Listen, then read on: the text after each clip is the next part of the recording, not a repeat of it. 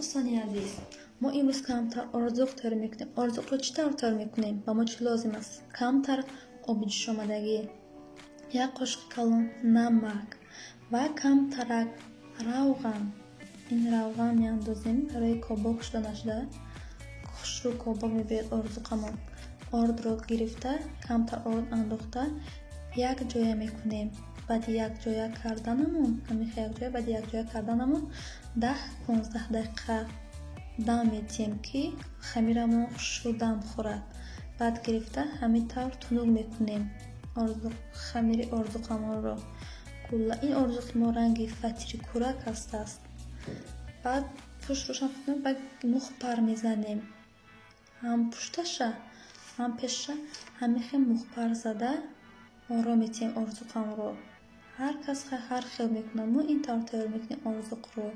بعد گرفتم خب کارچکتی میبریم، همش همیشه راست میبریم. این چطور بریده ایستاده است. باز کوبیک میبریم، این خیلی کوبیک میبریم. همین طور همش رو همیشه میبریم.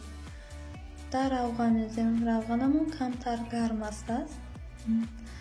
بعد انداختن روغن با دوامش رو همیشه بریدن میگیریم. خیلی دوستانی عزیز، همه شما رو عید مبارک باشد. خوش آمده به کانال ما.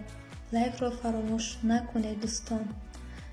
و همه شما تشکر زیاد که با ما هسته. یک بار دیگه عید سعید شما رو مبارک باشد دوستانی عزیز.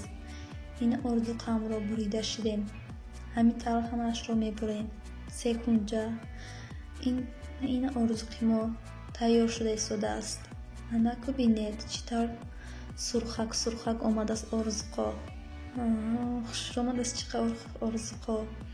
همین خیال کده همش رو میپزیم میگیریم. پخته گرفته این آرزوقم قریب آمده است.